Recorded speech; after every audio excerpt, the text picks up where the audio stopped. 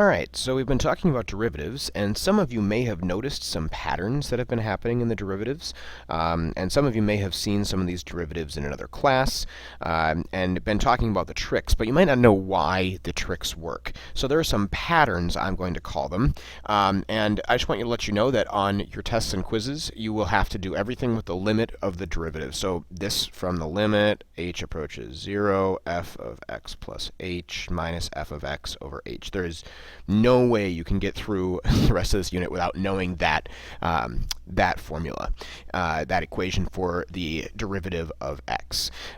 So using these formulas is maybe a good way to check your work, but you have to know how to use limit of derivative, or sorry, definition of derivative using limits to be able to solve the problems. But let's take a look at some patterns that maybe have been popping up.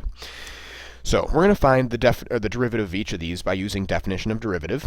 So f prime of x for the first one would be, I'm going to kind of skip the definition and just jump right to it would be x plus h squared minus, up at the edge it's a little bit weird, minus f of x, sorry, f of x is just x squared,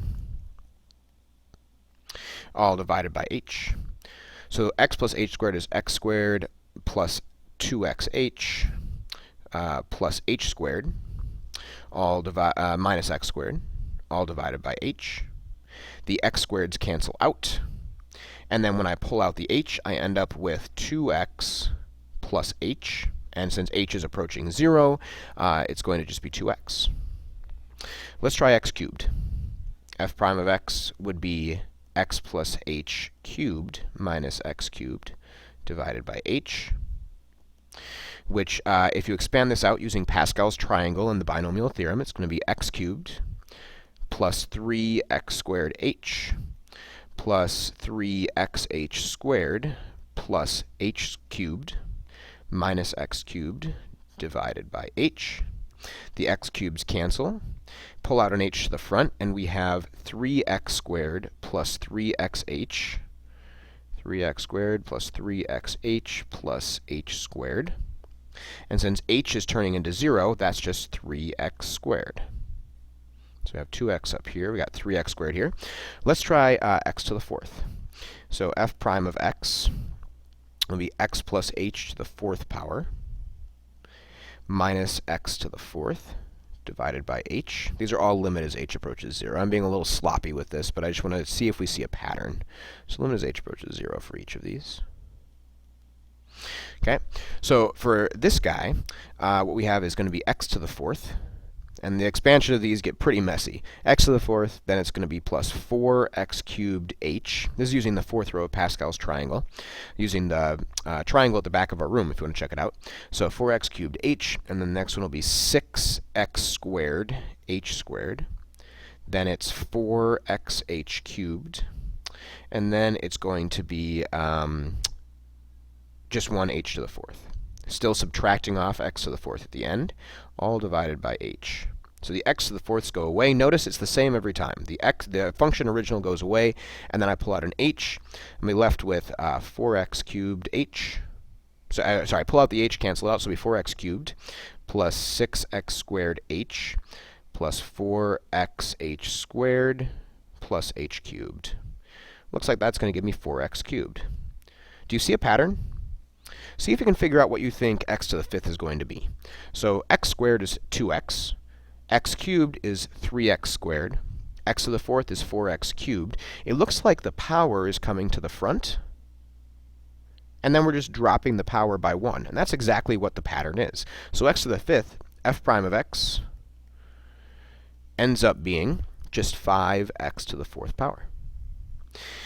And the reason for this is because of the way that binomial theorem works. So the first number in Pascal, in any row of Pascal's triangle, is just the number of the power that you're doing. And the reason this works out is because this is the only term that has a single h. You notice there's a single h in that first term. The rest of them have like 2 h's or 3 h's or 4 h's even. All of these have more h's. So when I pull one out to the front and cancel it out, there's still going to be an h left. So all of these still have an h left except for the first one. It only has a single h. Maybe another color would be better to show that. So we have a single h right here. on that first term. So when I pull it out and cancel it, it's gone. Everything else still has multiple h's. I have multiple h's at the end, so when I plug in 0, those are all going to cancel out. So all I'm left with every time is that first term. So basically what we're saying, the pattern, and this is only to check your work because you guys need to be able to do the limit definition. If we have x to the nth power, so if that's f of x, then f prime of x is going to be nx to the n minus 1. So just a pattern that you might have been noticing. And you'll explore more in calculus. Does this work for like negative exponents, like if it's 1 over x? Does it work just for x to the first power? Well, we might think about what the slope of that line is and think about whether that works or not. Does it work for like 1 over x to the fourth, something like that? So it's worth thinking about for those. And if you want to explore them on your own, you can. But I just wanted to show you, you might have been noticing these patterns and make sure that you could see how these work. So just some cool derivative patterns. And this is basically the one derivative trick that you might want to have in your back pocket to be able to try these things out. Another one that's interesting is root x, or the third root of x, something like that. Those are also exponents of x. And it's interesting to see if those work out for the same pattern. So if you want to experiment with those, test them out, see what you get. Maybe there'll be a bonus problem somewhere that has to do with one of those problems. But we'll see.